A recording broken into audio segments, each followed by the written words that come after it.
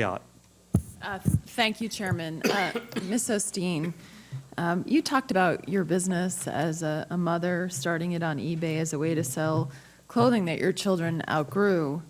If there was an online sales tax collection requirement that would have required you to collect for over 9,000 tax jurisdictions, and also, by the way, under the MFA, you could be subject to audit in those 9,000 tax jurisdictions. Do you think you would have pursued this business if you were worried about that? Definitely not. I would have maybe continued to do what I was doing, selling stuff around the house on eBay to try to just make a little extra money for my family just to get by, because literally we were in such a tight situation then that that's basically what it was, so that I could buy them new clothes.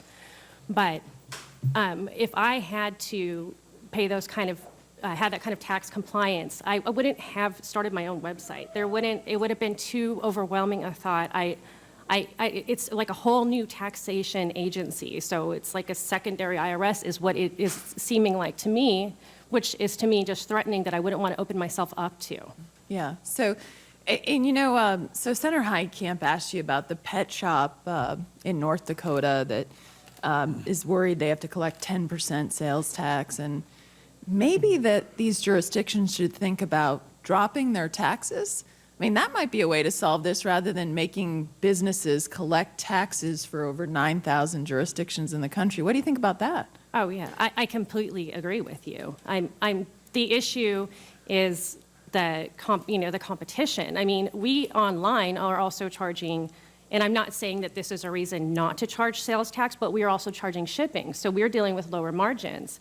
I mean, if government could help work with businesses, then that would help them to at least deal with what they have, or, maybe they need to find a way to become more competitive as well. And, we are always trying to find ways to become more competitive, working with very little. And we also are in the same retail location, and it is very difficult for us because we ship to multiple jurisdictions in the state of California, so we're still paying jurisdiction tax all over the state of California.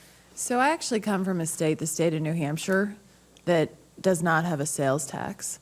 And we want to talk about fairness. The way that New Hampshire's decided to compete is by not having a sales tax. So that as we look at this so-called marketplace fairness, it's really a money grab from Washington to allow other states to require states like mine who've made a choice to be competitive by not having a sales tax to require our businesses to become the tax collectors for the nation. Mm-hmm. And Senator Heitkamp talked about how you could be subject to the use tax too. Well, there's a big difference between the use tax and what they're talking about with this online sales tax, because the use tax, the collector for the use tax is the state or municipality, not requiring the private business. Yes, you could be subject to asking for information for that use tax, but they're not asking you to collect the use tax. This is done by the actual state, or the municipality, so the government is collecting it. You know what's so unbelievable about this proposal is that they're asking businesses like you, here you are a small business owner, to be the tax collectors and to take on that role for over 9,000 jurisdictions. What a mess. And I would say to these other states, decrease your sales tax, become competitive, be like New Hampshire. Don't just impose this big Washington mandate to make these businesses become the tax collectors for the nation. And I know that Senator Enzi, whom I have a great respect for, talked about the small business exemption under both the Senate MFA proposal and the House proposal. Well, the House proposal actually phases out the small business exemption after 3 years. So yes, you can be small for 3 years, but then become a tax collector for the country. And then also, if you are a business that is in electronics, that doesn't have an exemption whatsoever.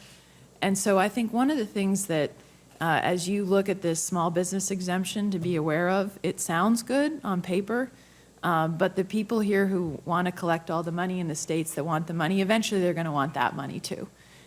So I just appreciate your hard work in starting your own business, and I'm going to do everything I can to fight this money grab and the requirement that would make businesses like yours, or larger businesses, or businesses across this country become the tax collector for over 9,000 jurisdictions in this country.